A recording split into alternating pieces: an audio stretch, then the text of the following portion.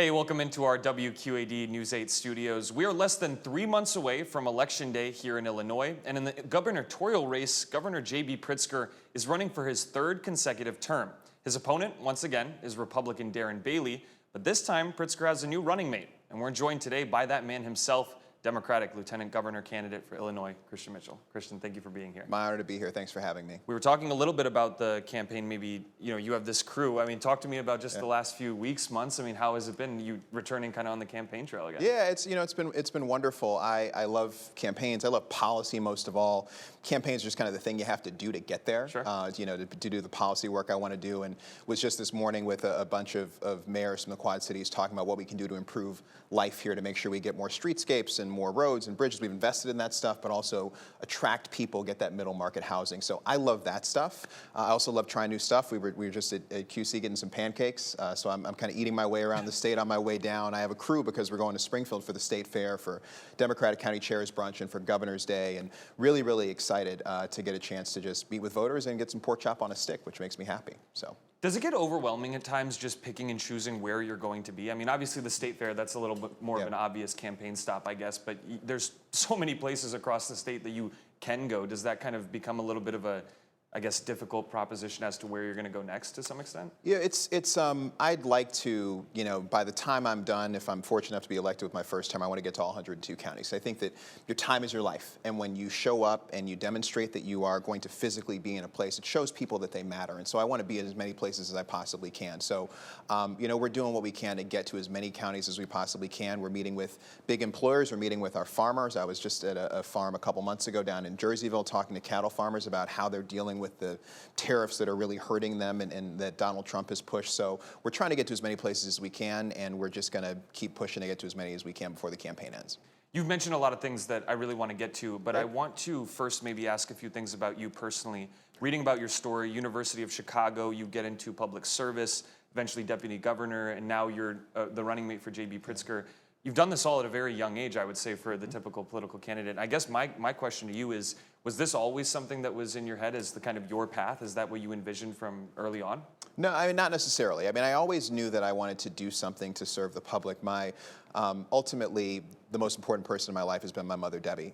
Love her very much. She was the driver and the pusher, and actually on my door, she put a sign right before I went to college that said, the greatest use of a life is spent on something that will outlast it.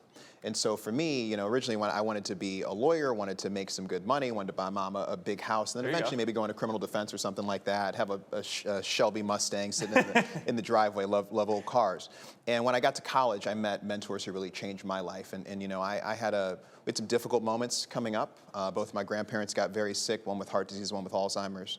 My mother got breast cancer, and it was a very difficult time for us. And I watched my grandfather, who'd worked all his life, Union steel worker, Army sergeant, have to now struggle to figure out how he was going to pay his health care bills and have to answer those calls while also trying to fight for his life. And the same thing with my grandmother as well. And so that really planted a seed, I think, of how hard it can be. And my view was that government could make life just a little bit easier by taking on the big insurance companies, taking on some of the fights that people can't take on as individuals.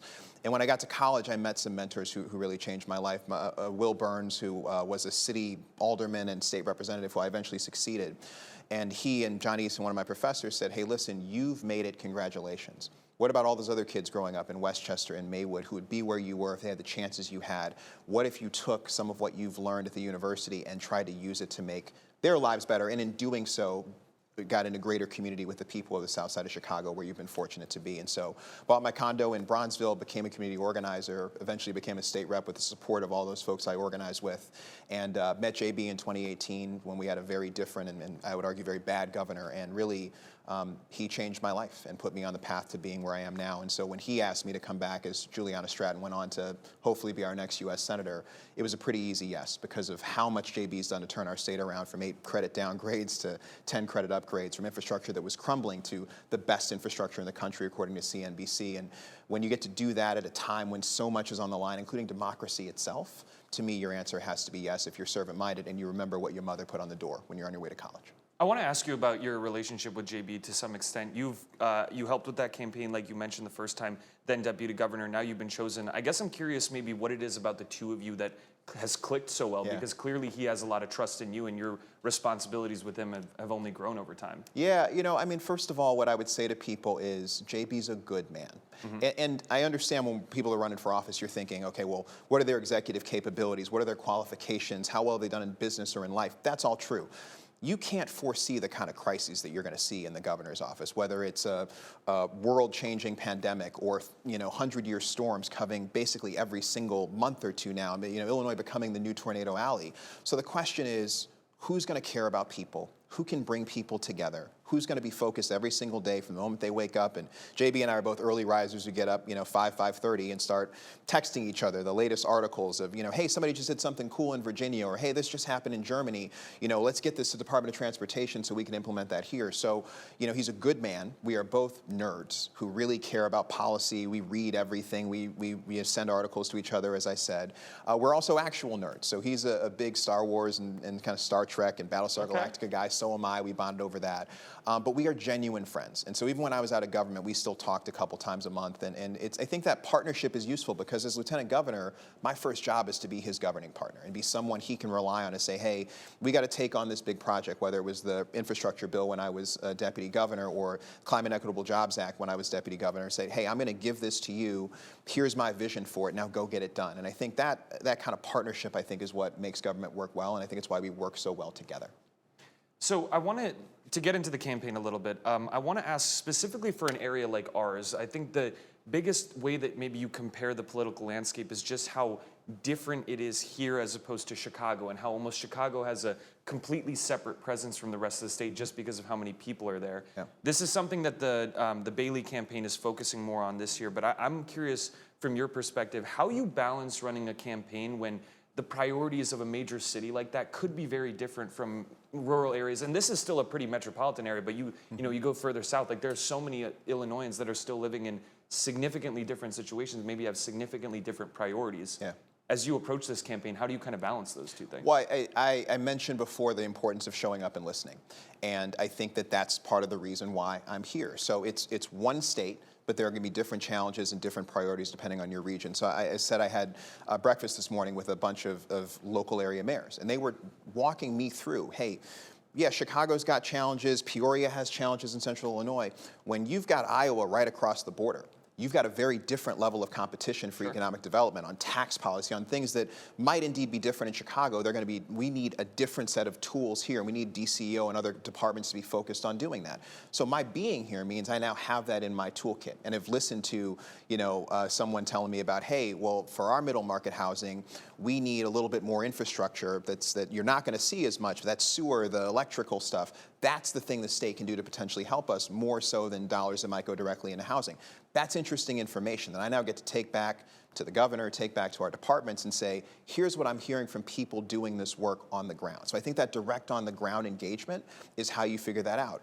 And then I just would say to, the Bailey and Del Mar campaign, they're saying, well, we really care about, especially the folks forgotten outside the state of Illinois.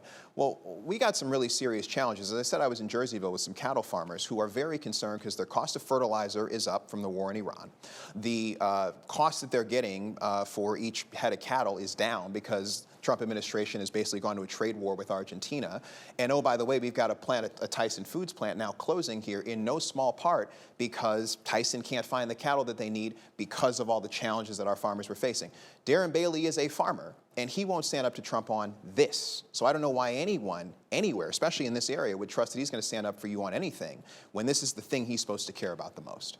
Then the difference is, JB is negotiating memorandums of understanding with the Indonesian government to sell more Illinois soybeans so that our farmers have markets to sell into, is going overseas to open up additional markets for our cattle farmers, is partnering with the beef producers of Illinois to make sure that we can sell more cattle to more of our international partners so that our farmers can make more money and pass on their family farms. That's what you need from your leaders. We may live in Chicago, but we are going to be leaders for all the state of Illinois, and we're demonstrating it by being here like I am today. I just want to ask you one more question about the Bailey and Del Mar campaign. Obviously, that's the campaign, Bailey is the one that Pritzker beat just 4 years ago. I'm curious, again, back to that approach of just maybe prioritizing Chicago a little more, but also kind of what you're talking about, how Trump has made this maybe a little more difficult for a Republican that's trying to win farmers' votes. How do you grade their chances this time versus last time? It was a pretty dominant win last time. I mean, do you think that this is going to be a closer competition, or do you see it as maybe more difficult for them to win this time around? So somebody who was a state representative and ran 3 very difficult races, had primaries where I ran against some folks who were further to my left. I don't take any campaign for granted. And my view is that you have to compete for every single vote. And so, yeah, I mean, I guess somebody could say, oh, well, based on the math, you ought to go to these couple counties here. My job as lieutenant governor is to represent the entire state. I'm going to be running a rural affairs council. I'm going to be running a rivers council that is prioritizing how we do economic development all across the state of Illinois. I think you have to show up and not take people for granted. I think taking people for granted is how you get in trouble, is how you lose. And I think on the other hand, showing up and saying, yeah, listen, I'm from Chicago, but you should know a couple things about me. You should know that my mother's side of the family's from Sparta, Tennessee. You should know my father's side of the family's from Meridian, Mississippi. So I spent a lot of time in areas that are not very big cities.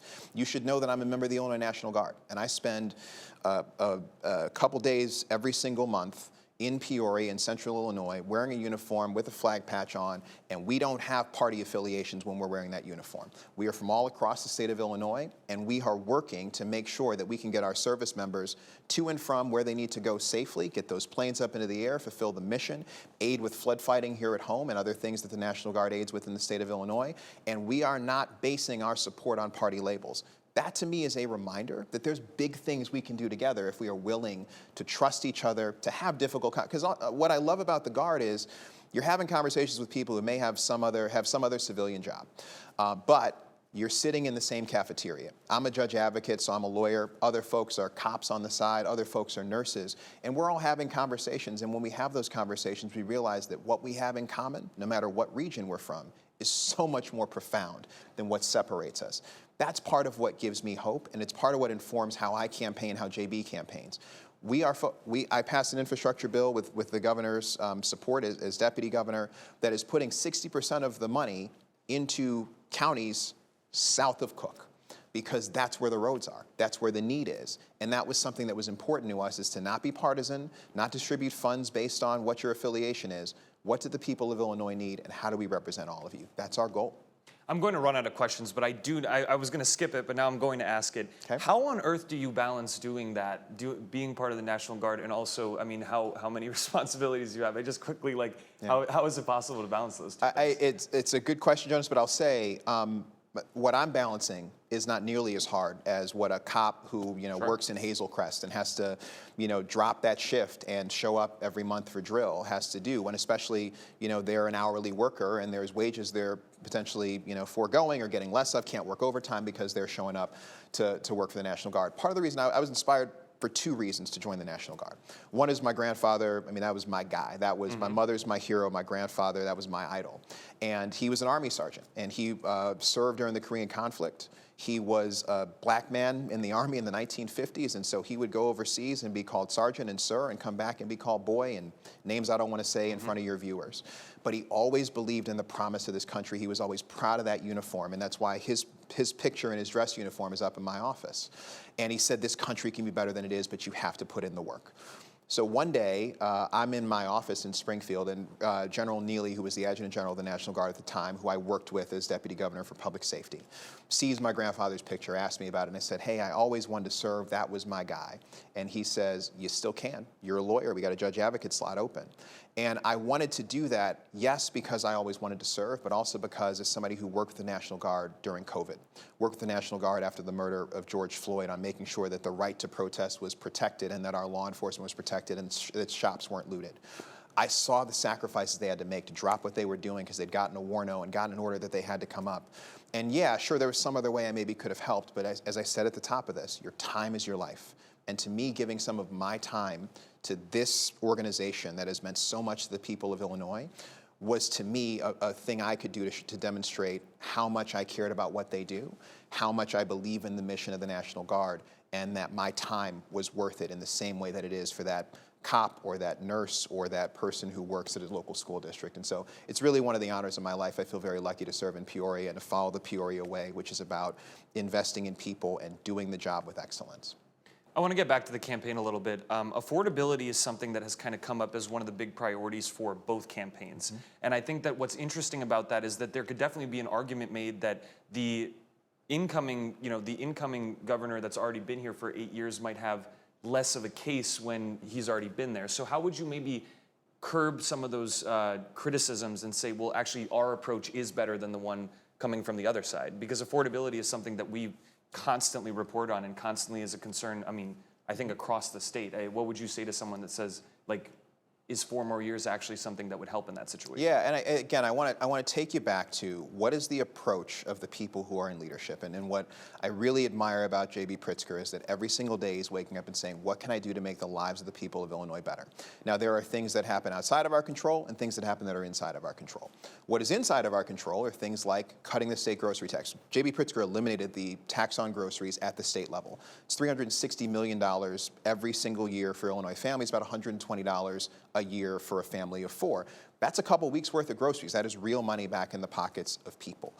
We had a sales tax holiday for the school year that just ended, I think, on the 16th of August. That's right, it was very recently. Which was saving a bunch of money for folks who were going and having to buy school supplies, shoes even under $125 for kids going back to school.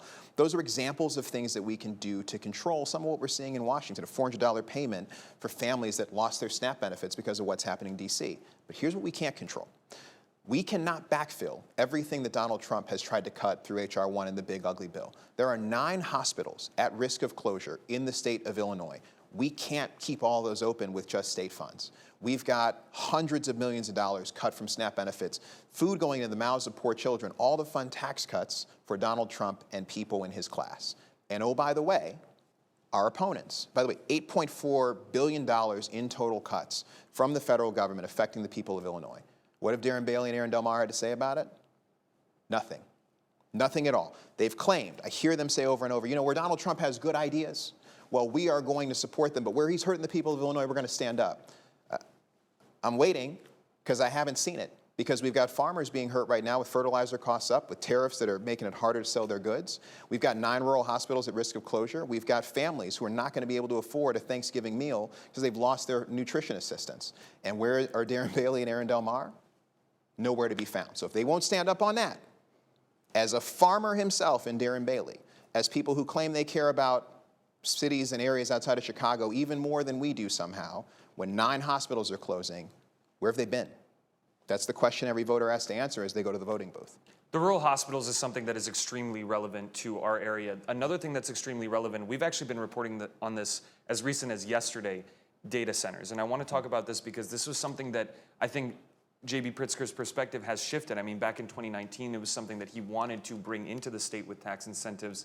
And now it seems like maybe that has shifted a little bit, especially probably because, I mean, when you go into city council meetings across these various cities, there is significant pushback from residents. If someone were to ask you where you stand on that, maybe you personally, but also where the campaign stands on data centers and maybe what the future of Illinois looks like, how much it's accepting them, what would you say to someone? Yeah.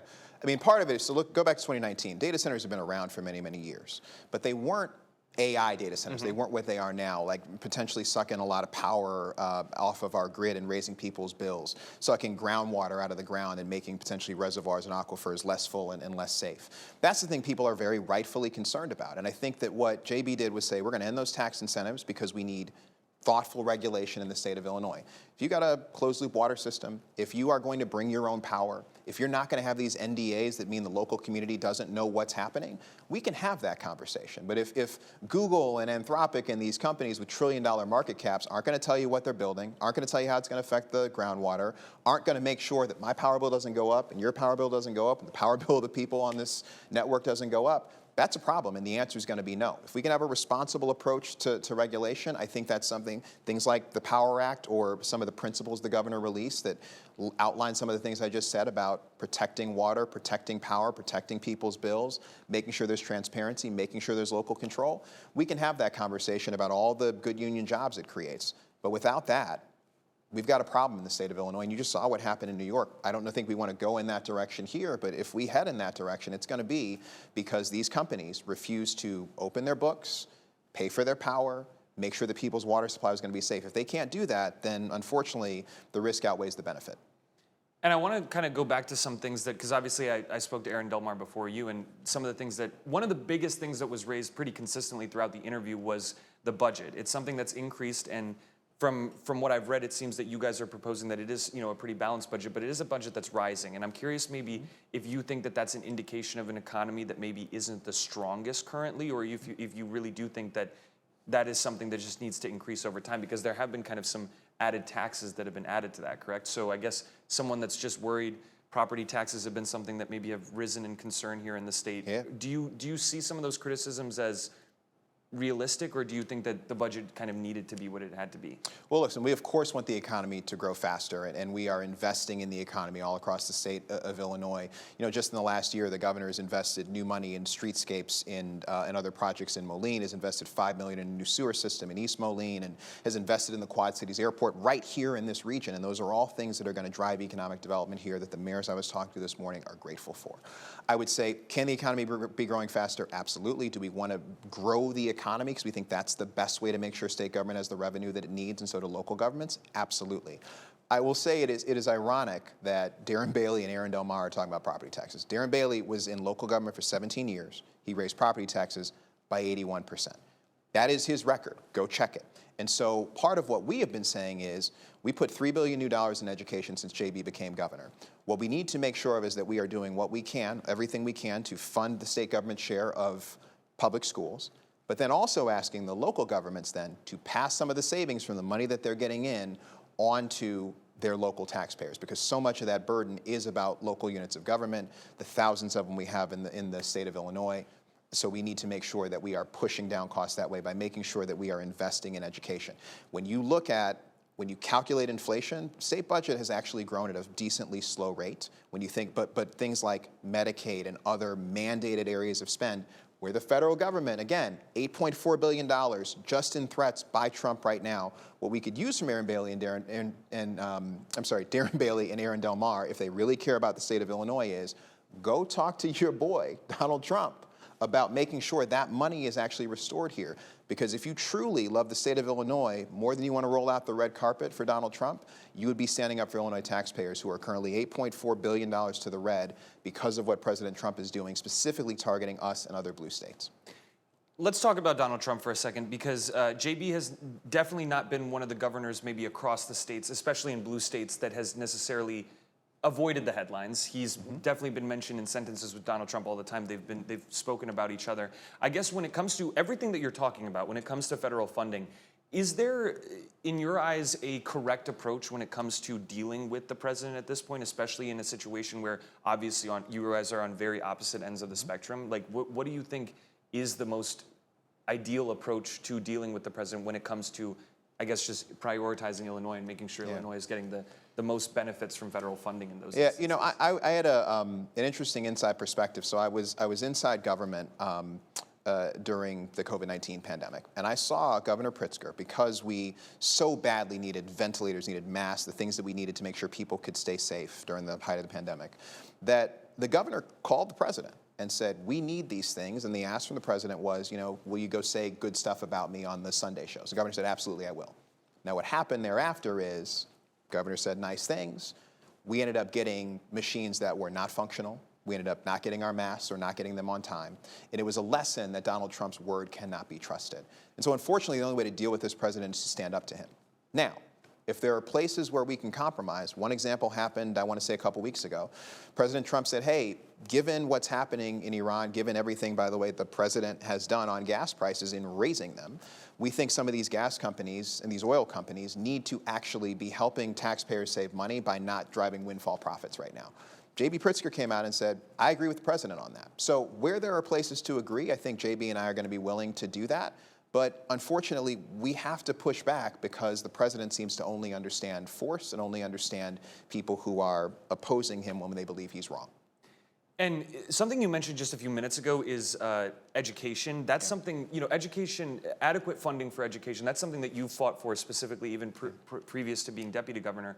I guess I'm curious, we've reported on how there's just not adequate funding across the state to the fullest degree that it can be, right? I guess, how do you solve that in the next 4 years? Is there anything that you can do, and is that maybe an extension of what you've already been trying to do? I guess, we need more teachers and we need more money in schools, I guess. Like, how do you solve that problem? Yeah, and so listen, we need to do more. I will say we have taken measures. You know, when I was in the House, I passed a bill to raise the teacher minimum wage. The Republican governor vetoed it. We later passed a version of it that actually addressed that with the Consumer Price Index. That is helping with our teacher shortage. We've recruited, I think, 12,000 new teachers just this year. That's a big deal. We put $3 billion in education since JB became governor, also a big deal. There's absolutely more we can do. You know, one thing that I attempted to do, one thing the governor, by the way, put his own resources in doing, was attempting to raise taxes on the wealthiest Illinoisans in order to fund education. We didn't get there. That may be something that ends up getting revisited at some point in the future. That could potentially help. But overall, we're just going to keep trying to drive that number up year over year, find creative ways to put no money in education. There's no magic bullet. And if we could fully fund the education funding formula right now, we'd absolutely do it. But you mentioned the budget, which we had a 736-day budget impasse under the last Republican governor who, you know, Aaron Del Mar and Darren Bailey seem to want to emulate. And now we've had 8 consecutive balanced budgets. We've got to keep that going while also investing in the things that we need. We're running out of time here, but I do have something that is actually even more interesting considering how close you described your relationship. The one thing that I found interesting about Aaron Del Mar and Darren Bailey's relationship is that they kind of came into their campaign not necessarily agreeing on everything, being on opposite sides of certain issues. I guess I'm curious if there were things maybe going into this position that you still disagreed with on JB, and maybe how do you deal with those things when you're someone that, I mean, I from speaking to you and from seeing your work, it seems as though you are very passionate about the things that you believe in. You know, if there are disagreements there, how do those get themselves worked out in your kind of situation? Yeah, it is a very, I did watch your interview with Aaron Del Mar. I personally have never threatened to kick the person that I'm running with. So it's a very different way to look at things, I suppose. I will say, I mean, our biggest thing is that I'm a fan of the right baseball team, the Chicago White Sox, and he's a fan of the Cubs.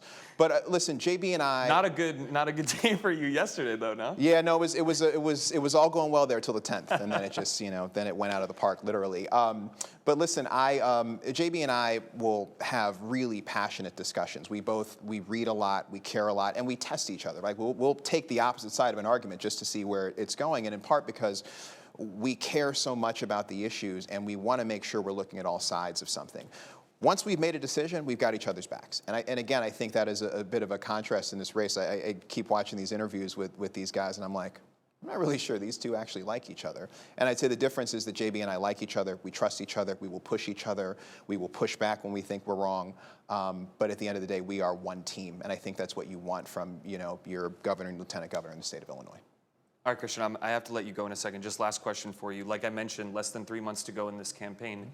Just what are the priorities? What are you focused on? What do you think still needs to happen? Or what are you most focused on as you kind of wrap up here and eventually get to Election Day? Yeah, I mean, really, we are laser focused on how do we lower your costs. I mentioned we eliminated the grocery tax.